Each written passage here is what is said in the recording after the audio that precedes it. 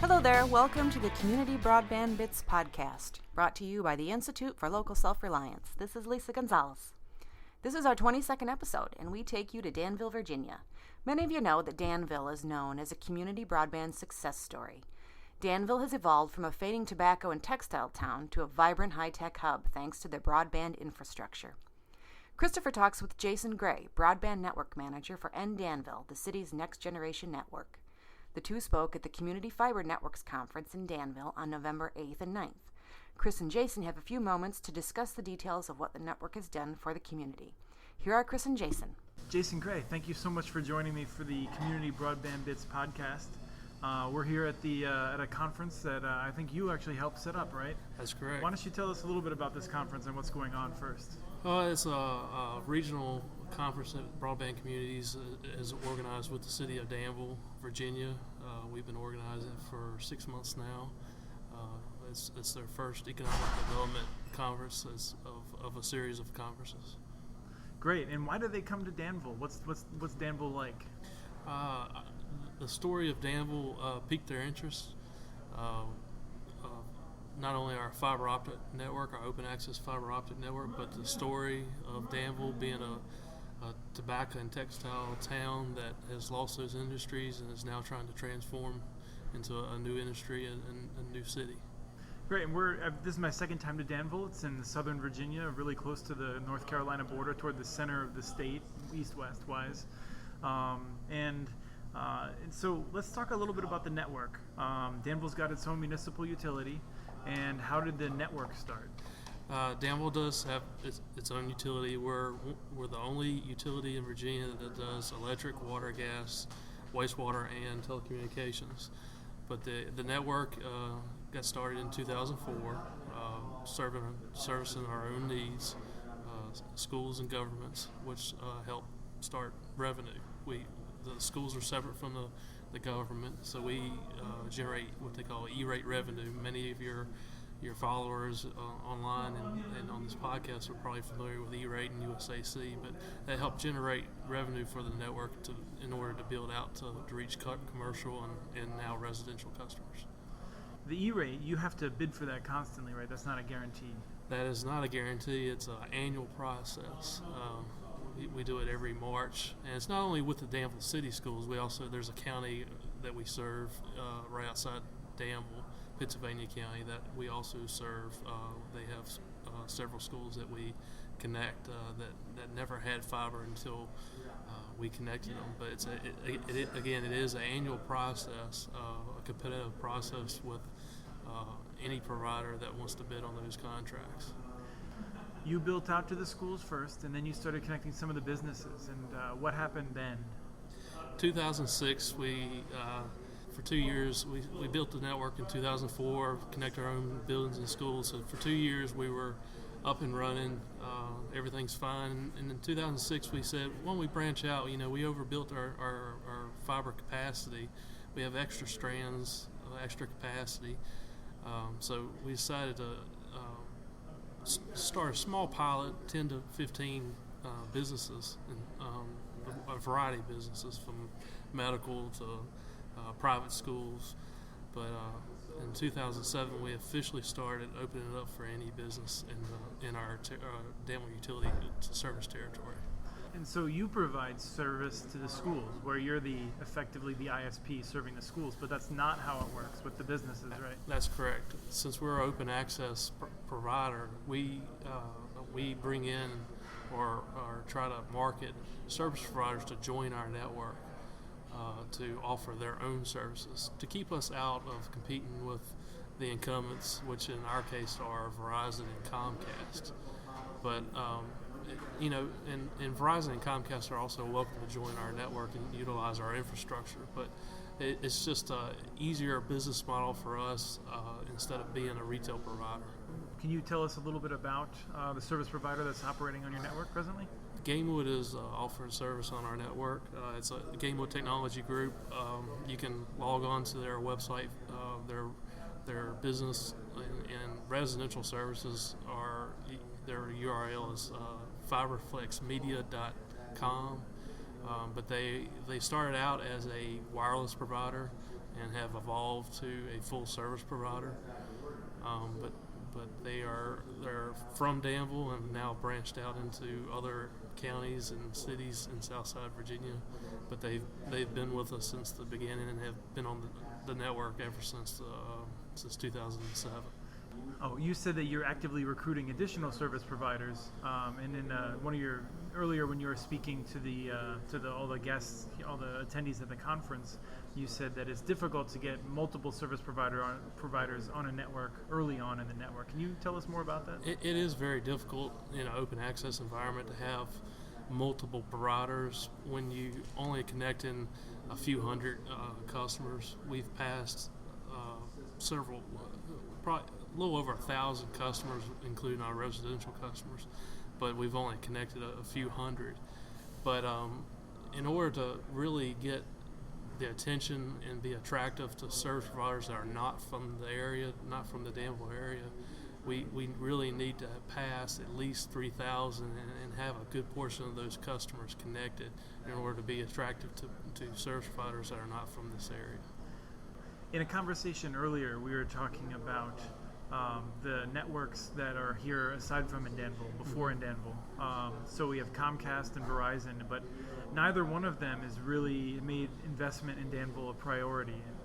I'm curious if you remember some of the pricing that was common for like a T1 prior to in Danville. T1s were $400 to $500 a month. Now they're in the neighborhood of $350 to $400. On our network, you can get a 5 megabit per second point-to-point circuit for $250 a month. So it's about 3 times faster at about half the price. That's correct. Right, and not only that, but it's far more reliable being fiber, right? Fiber connections are much more reliable. They're less susceptible to electrical interference and storms and copper connections. So how has this network and the availability of these much better connections impacted local businesses or attracted new businesses? Well, it gives them growth, capacity which they can grow upon as their needs increase. Banks love it because instead of having forklift upgrades when they need to do a software upgrade, whether it's payroll or some kind of application that they use, we can upgrade them same day to a higher speed connection rather than waiting for the incumbent to change out cards and possibly add more lines into a facility to accommodate their needs. Right. So it's just a much cleaner connection, much more reliable, and we can grow their connections as they grow. What happened with, can you tell me the story of the nonprofit, the CRAE organization? I was fascinated to see the video, and we're going to put that video up on our site when I get my hands on it. Great interview talking about how they came to Danville because of the network.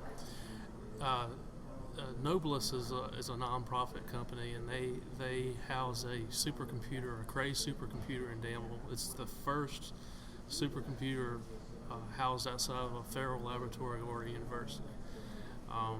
And I should just put in a plug. The CRAE computers come from not far from where I live in Minnesota. They're developed right over on the border with Wisconsin. How about that? But they it's a requirement. I mean, the CRAE computer would be a standalone without broadband. But they have connections. They have a point-to-point connection back to their headquarters in Herndon, Virginia, on the Beltway of Washington, D.C., as well as other connections through different networks, including Mid-Atlantic Broadband.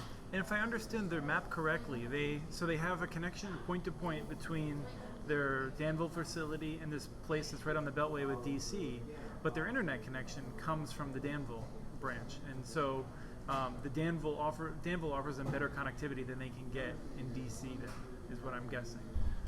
Well, the internet connectivity is via in Danville, but it's through Gamewood.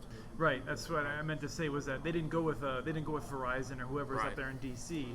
They connected across the state to use, and they share the connection by Gamewood that's enabled by the Danville infrastructure. That's correct. Right.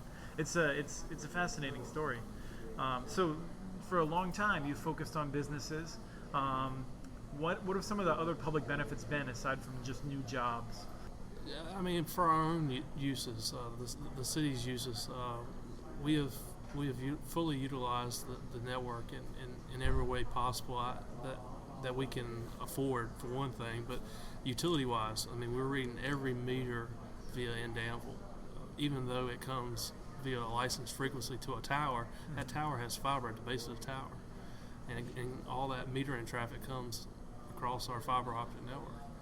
So if our fiber optic network was down at any time, we would not be receiving any kind of metering data which is used for billing and outage management and distribution automation.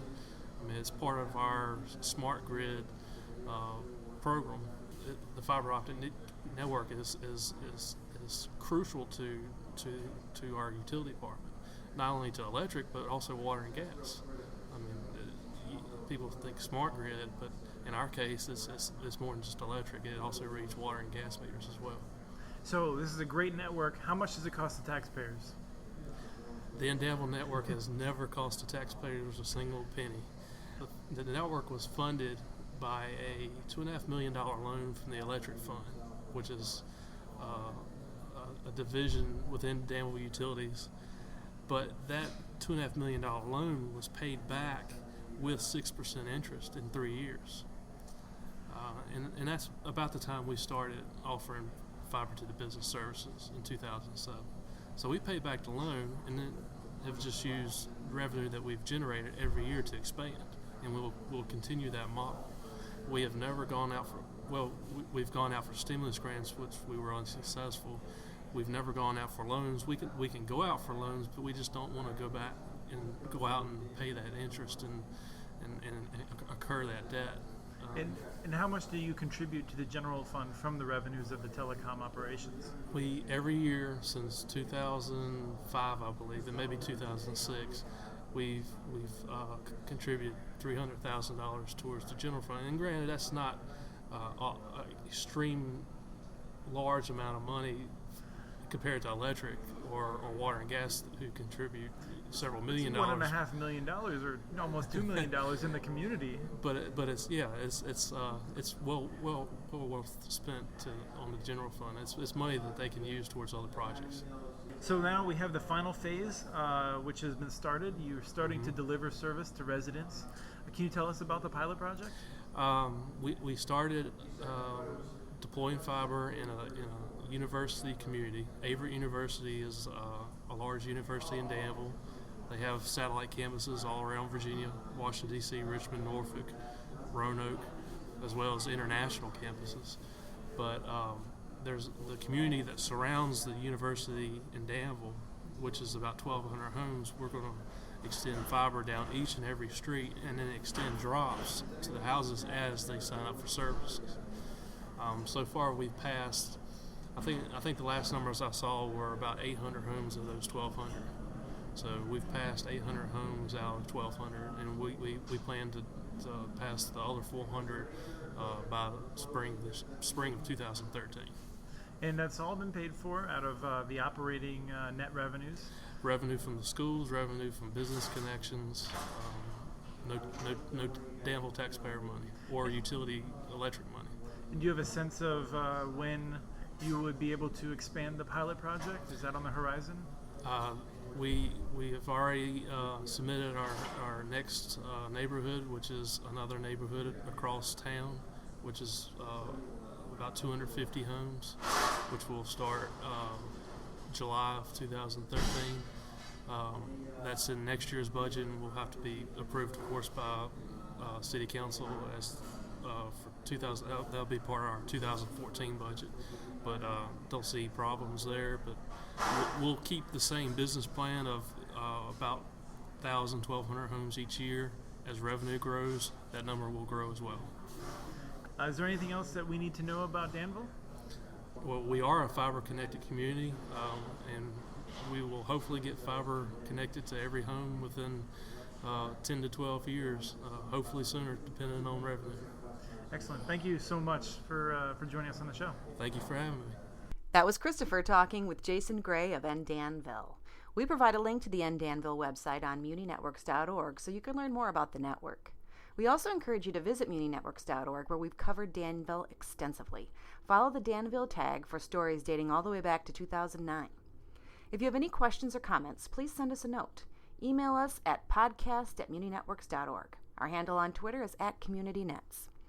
This show was released on November 20th, 2012.